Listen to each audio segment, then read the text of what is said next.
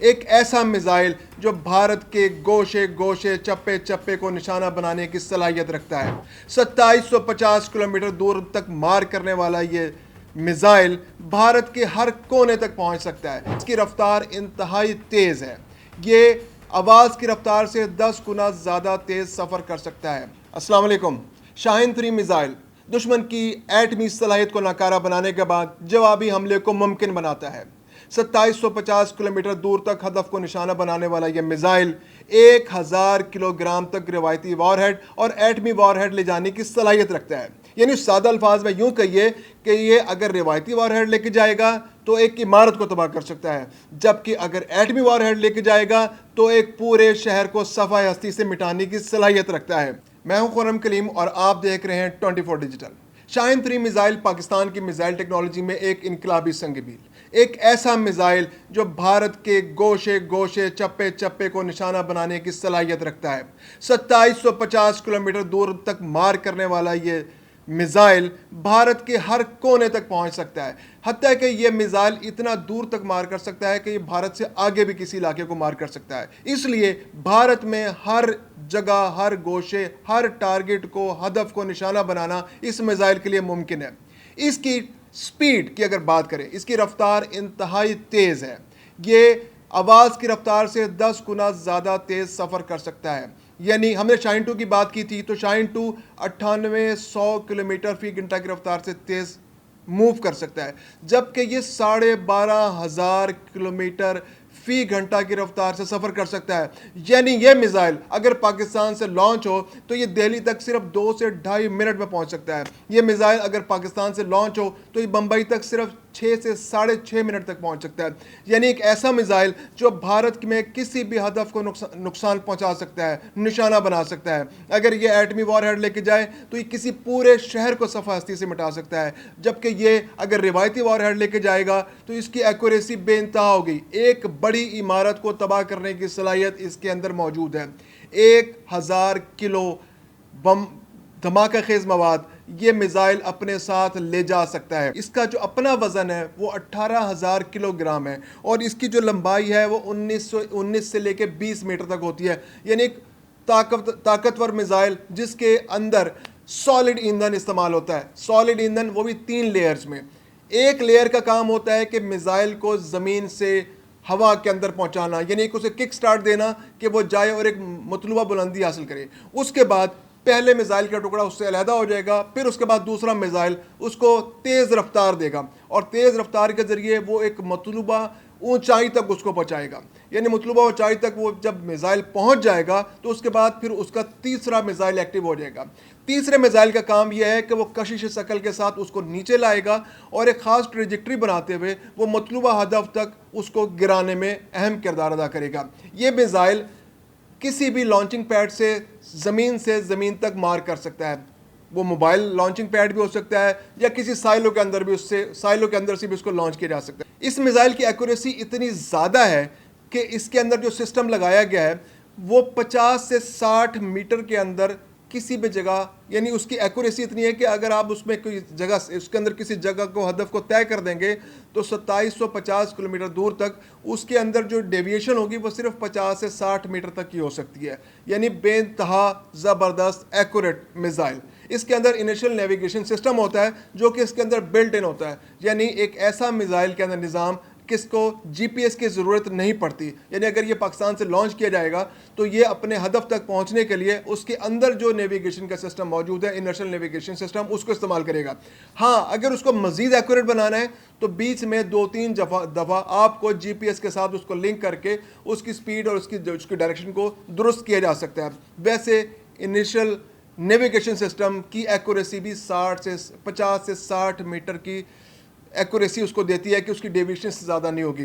یہ جوہری اور روایتی وار ہیڈز اپنے ساتھ لے کے جا سکتا ہے۔ 1000 کلو تک کا وار ہیڈ روایتی اس کے اوپر لانچ کیا جا سکتا ہے۔ یعنی کہ یہ اتنی بڑی، اگر اس کے اندر اچھا ایکسپلوسیو استعمال ہو جو عام طور پہ ہتھیاروں کے اندر یا میزائل کے وار ہیڈز میں استعمال ہوتا ہے، تو اگر یہ کسی جگہ پر گرے گا تو یہ تقریباً 50 سے 100 میٹر کے ایریا میں ہر چیز کو تباہ کر دے گا. یعنی اگر وہاں کوئی عمارت ہوگی تو وہ صفاستی سے مٹ جائے گی. ایون اگر کوئی بہت گہرے بنکرز بھی ہوں گے تو ان بنکرز کے اندر پینیٹریٹ کر کے یہ زیر زمین جا کر بھی پھٹ سکتا ہے. اس کے علاوہ یہ کسی بحری بیڑے کو ڈبونے کی پوری صلاحیت رکھتا ہے. یعنی کہ بہت بڑی وارشپ ہو, بحری جہاز ہو, اس کے اندر جائے گا اور اس کو مکمل طور پر تباہ کر دے گا. اس کے اندر خوبی یہ ہے کہ یہ اگر اس کے اوپر اگر کوئی وار ہیڈ لگا دیا جائے تو پھر تو یہ ایک پورے شہر کو تباہ کرنے کی صلاحیت رکھتا ہے. یعنی کہ اگر اس کے اوپر 15 کلو ٹن کا وار ہیڈ لگا دیا جائے تو 15 کلو ٹن کا وار ہیڈ جو ہے ایک پورے شہر کو تباہ کرنے کے لیے کافی ہے, اور اس کو کیری کرنا اس کے لیے کوئی مشکل نہیں ہے. اگر اس کی اسٹریٹجک امپورٹنس کی بات دیکھی جائے تو یہ بہت اسٹریٹجکلی بہت امپورٹنٹ ہے.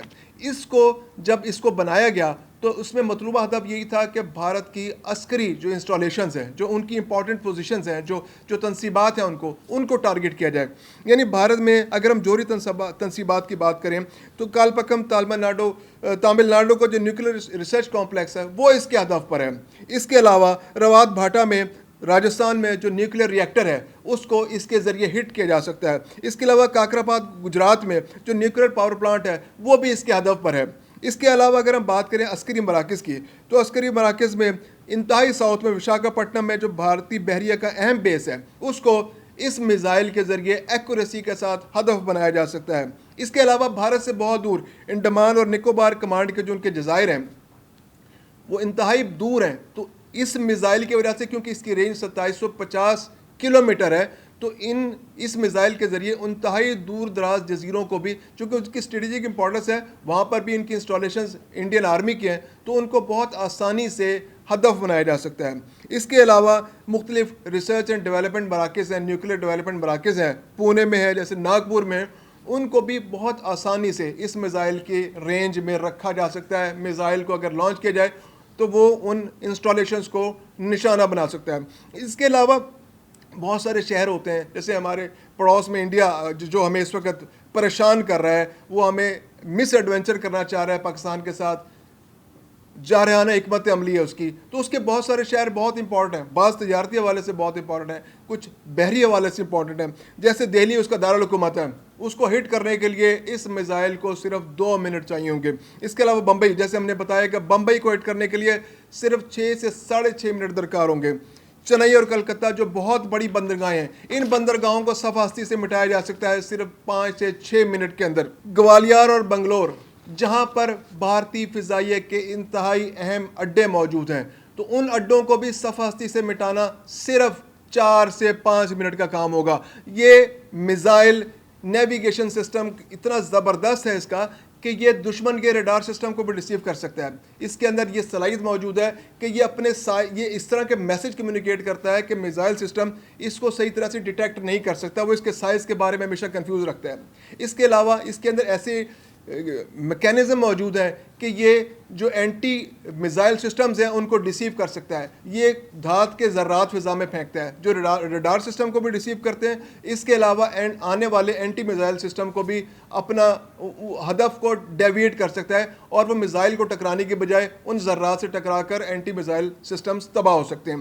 اس لیے اس کو بہت زیادہ اہمیت حاصل ہے, اور پاکستان کی میزائل ٹیکنالوجی کے اندر یہ بہت جدید میزائل شمار ہوتا ہے, اور وقت گزرنے کے ساتھ ساتھ پاکستان اس کو مزید امپروو کرتا چلا جا رہا ہے. اس کی اسٹریٹجک امپورٹنس یہ ہے کہ پاکستان اس کے ذریعے پہلے حملے میں ہی بھارت کی جوہری انسٹالیشنز کو ٹارگٹ کر سکتا ہے. اور جب بھارت کی جوہری انسٹالیشنز ٹارگٹ ہو جاتی ہیں تو اس کے بعد بھارت کی کمر ٹوٹ جائے گی, اور بھارت اس قابل نہیں ہوگا کہ پاکستان پر کوئی جوابی حملہ کر سکے. اس دوران پاکستان کی دفاعی جو پاکستان کی افواج ہیں ان کو بھرپور موقع ملے گا کہ وہ بھارت کو میکسیمم نقصان پہنچا سکے اس جنگ کے اندر, ممکنہ جنگ کے اندر, اور بھارت اپنے قدموں پر کھڑا نہ رہ سکے. تو یہ میزائل ٹیکنالوجی پاکستان کی شاہین 3 میزائل ٹیکنالوجی کا سرخیل ہے. یہ سب سے دور تک مار کرنے والا میزائل ہے جو best of the best accuracy کے ساتھ 2750 کلومیٹر کے اندر کسی بھی اہم سے اہم ہدف کو, خواہ وہ نیوکلیر انسٹالیشن ہو, کا وہ کنکریٹ کا بہت بڑا بنکر ہو, یا کوئی زیر زمین انسٹالیشنز ہو, اس کے اندر موجود صلاحیتوں کے ذریعے ہم کسی بھی ہدف کو 50 سے 60 میٹر کی ڈیویشن کے اندر بھرپور انداز میں ٹارگٹ کر سکتے ہیں۔ پاکستان کی میزائل ٹیکنالوجی اور پاک بھارت کشیدگی کے حوالے سے اپڈیٹس کے لیے دیکھتے رہیے 24 ڈیجیٹل۔